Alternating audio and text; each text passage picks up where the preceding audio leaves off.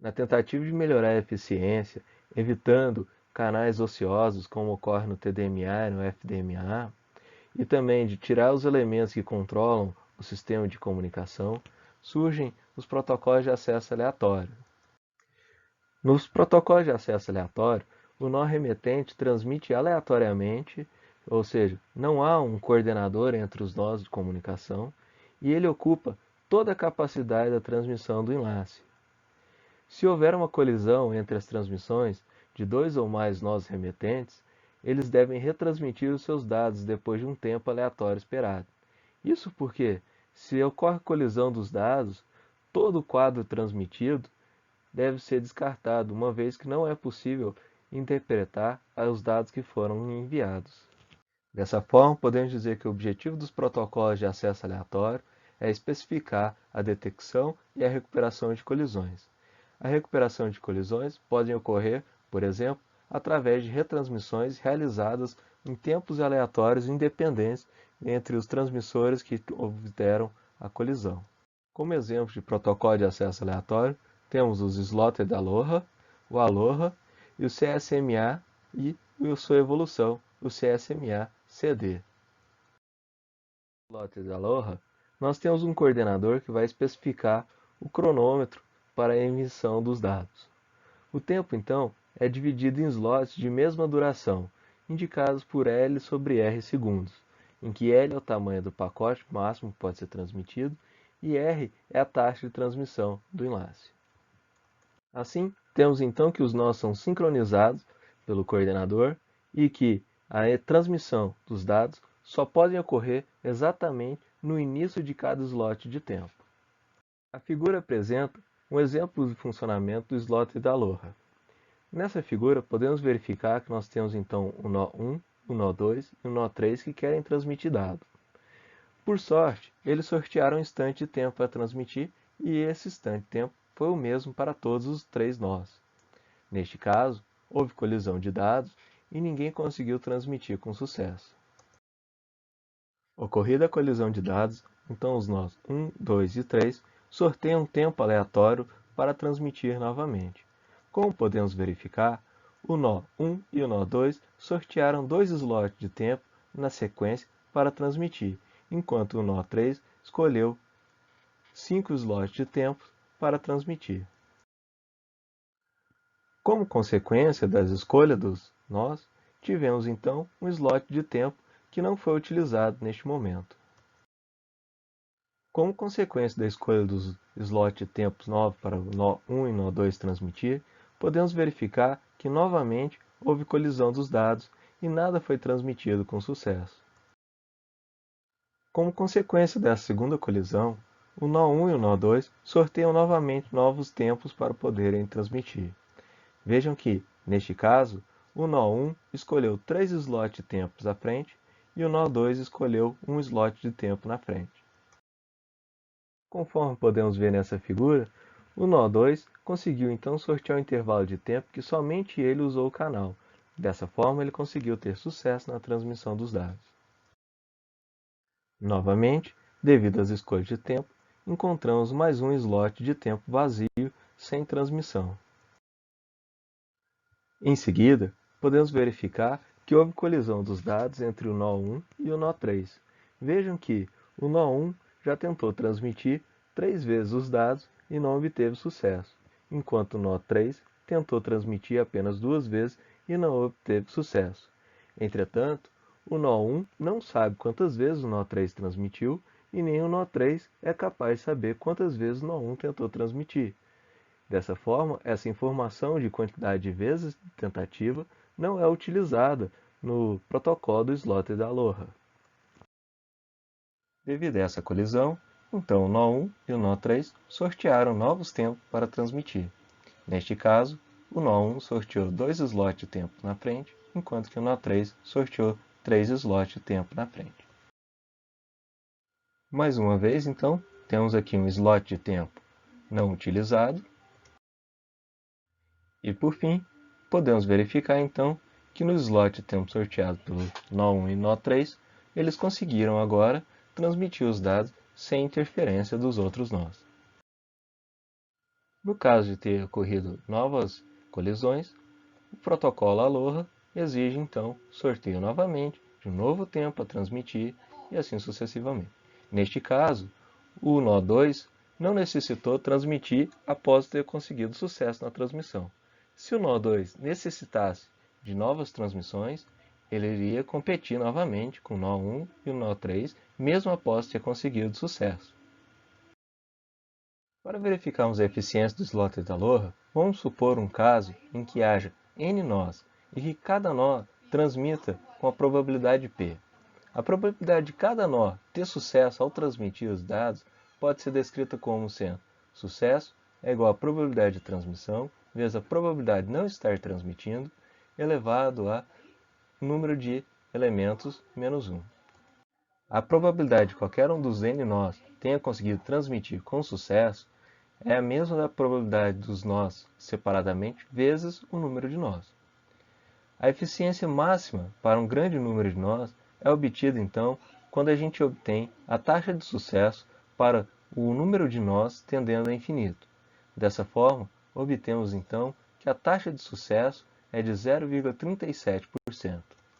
Em outras palavras, podemos dizer que o canal é utilizado para transmissões úteis em apenas 37% do tempo. Outro protocolo de acesso aleatório que tem muito utilizado é o Aloha puro. Neste caso, nós não temos os slots de tempo e também não temos então um coordenador que irá dizer qual que é o início de cada slot de tempo. O Aloha puro funciona da seguinte forma. Quando algum nó quer transmitir, ele vai então definir um número k igual a zero. O número k é o número de tentativas que ele tem. Então, ele inicia a transmissão de dados, espera um tempo específico de retorno da informação e verifica se ele recebeu um acknowledge, ou seja, a informação chegou com sucesso, ou não recebeu um acknowledge, a mensagem não foi transmitida com sucesso. No caso de ter sido obtido um acknowledge, então encerra-se as operações devido ao sucesso. No caso de não ter recebido um acknowledge, o sistema irá somar mais 1 ao número k, ou seja, indicando que nós vamos ter mais uma tentativa. Antes de começar a tentativa, é verificado se o número de tentativas excede ao número máximo de tentativas permitidas naquele sistema que está sendo feita a comunicação. Se o número de tentativas for maior do que o permitido, então a comunicação é abortada e o sistema desiste de transmitir aquele dado naquele momento. No caso da tentativa for menor do que a quantidade máxima de tentativa, é sorteado então um tempo aleatório que é calculado basicamente entre 0 e 2 elevado a k menos 1. Ou seja, quanto maior a tentativa, o número de tentativas, maior é o intervalo de tempo que pode ser que o equipamento espere. Dessa forma, torna-se importante ter um número máximo de tentativas, uma vez que o destinatário pode simplesmente estar desligado naquele momento, o que impediria, por exemplo, do tempo de espera tender ao infinito e outros dados necessários a ser transmitidos chegarem e não ser possível transmitir, pois o primeiro dado a ser transmitido ainda não foi transmitido, uma vez que o sistema está esperando a chance de transmitir. Calculado então o tempo de espera, o sistema transmite o quadro novamente e todo o processo se repete. No caso do Aloha puro, nós não temos os slots de tempo para controlar a transmissão. Dessa forma, podemos ocorrer colisão em qualquer momento do quadro. Isso fará então com que todo o quadro seja perdido. Se ocorrer colisão somente no início, somente no meio, somente no fim do quadro, todo o quadro deve ser descartado, pois parte da informação foi perdida e não tem como ser recuperada. Dessa forma, a probabilidade de colisão aumenta, fazendo com que a eficiência do Aloha sem slot, ou Aloha puro, seja menor do que o Aloha com slot, em que a eficiência do Aloha puro pode chegar a 18%. Quem tem interesse em internet das coisas ou cidades inteligentes tem ouvido falar da utilização do protocolo LoRa para comunicação de dados. O protocolo LoRa é um protocolo de comunicação de longuíssimas distâncias, permitindo transmitir dados a distâncias elevadas com pouco consumo de potência. Ideal para a transmissão de mensagens em redes grandes, como redes composta por cidades ou áreas rurais. Dada essa característica de grandes distâncias num sistema de comunicação LoRa, pode acontecer que um nó só consiga ouvir os nós vizinhos e não consiga ouvir todos os nós da rede. Dessa forma, para que o LoRa funcione de forma adequada, é utilizado o protocolo de acesso aleatório Aloha puro. Isso porque, nas redes LoRas, também não há um elemento que irá coordenar a transmissão de dados, gerando os slots de tempo. O protocolo CSMA é outro protocolo de acesso aleatório ao meio. Neste caso, também não há o uso de coordenadores para criar slots ou intervalos de tempo para transmissão. O que o CSMA faz é tentar escutar ou sentir a portadora de um nó vizinho para verificar se ele está transmitindo no meio ou não. Ou seja, em outras palavras, o CSMA tenta verificar se o canal está disponível para transmissão antes de iniciar a sua transmissão. Daí vem o seu nome, Carrier Sense Multiple Access, ou seja, verifica se no canal tem uma portadora, alguma coisa que está transmitindo a mensagem, e se tiver, não irá transmitir, irá esperar a transmissão cessar para então iniciar a sua transmissão. Conforme apresentado anteriormente, em redes LoRa não é possível o uso do CSMA, uma vez que os nós precisam escutar toda a rede antes de começar a transmitir.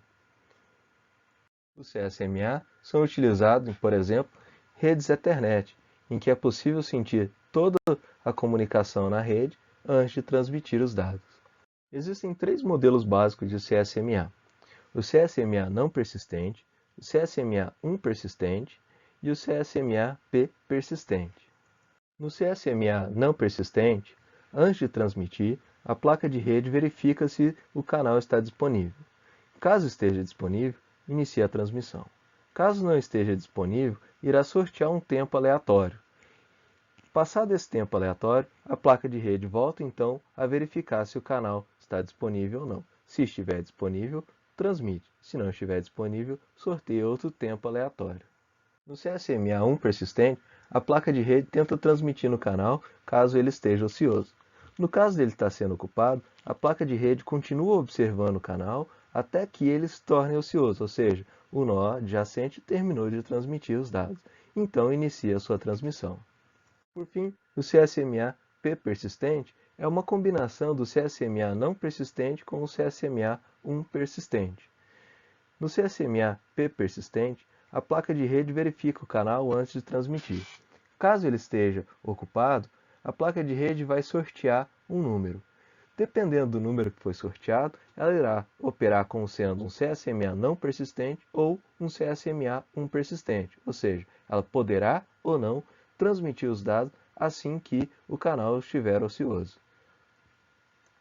Mesmo no CSMA, poderá ocorrer colisões, pois dois nós colocados no mesmo barramento poderão identificar o canal liberado ao mesmo tempo e iniciar a transmissão, ocorrendo então a colisão.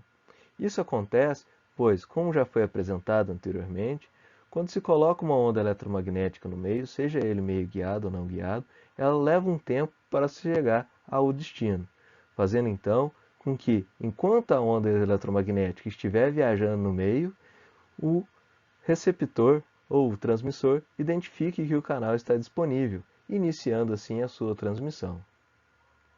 No caso do CSMA, ocorrida a colisão, todo o tempo do quadro será desperdiçado. Nessa figura é apresentado o problema do CSMA. Para que a gente possa entendê-la, temos que analisar na horizontal a distância que um nó está do outro no barramento. E na vertical, nós vamos analisar os tempos que foi transmitido cada quadro.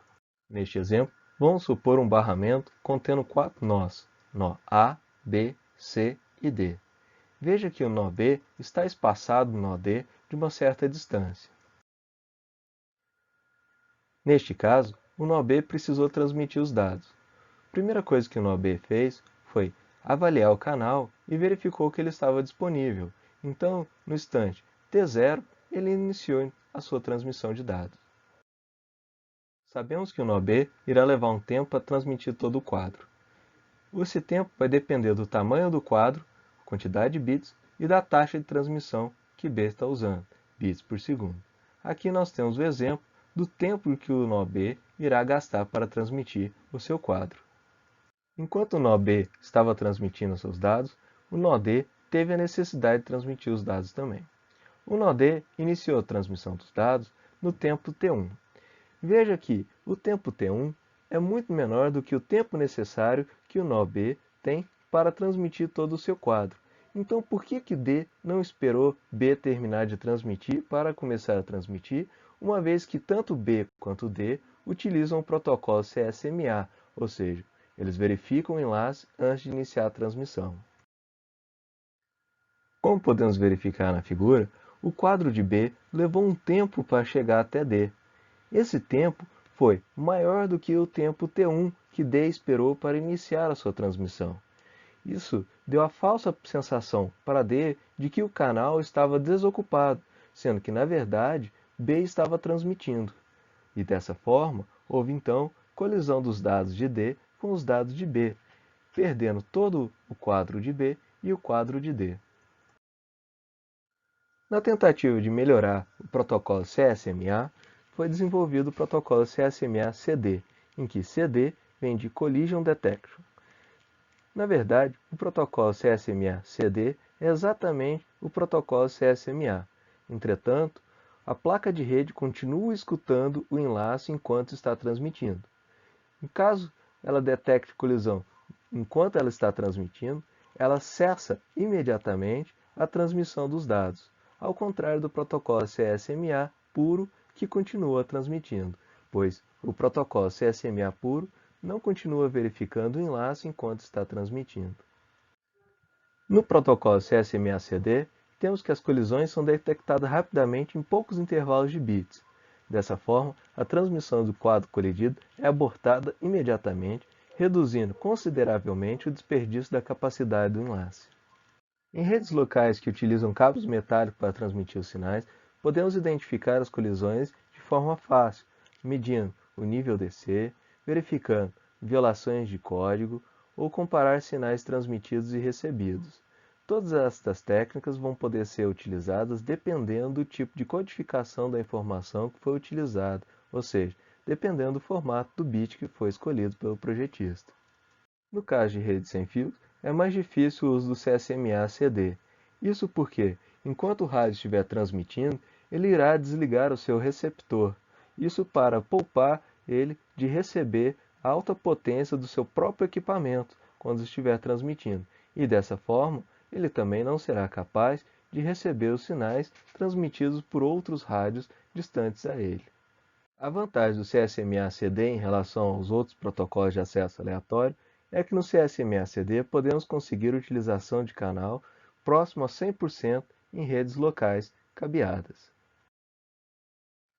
Nessa figura, temos o mesmo exemplo que discutimos anteriormente, porém agora com a aplicação do CSMA-CD. Veja que nela, assim que ocorre a colisão de dados, é interrompida a transmissão da informação, liberando então o canal de forma mais rápida do que no caso anterior. Nessa figura, temos a comparação lado a lado do protocolo CSMA e do protocolo CSMA-CD. Veja que no protocolo CSMA, todo o quadro de B foi transmitido, enquanto no protocolo CSMA-CD, apenas parte do quadro de B foi transmitido.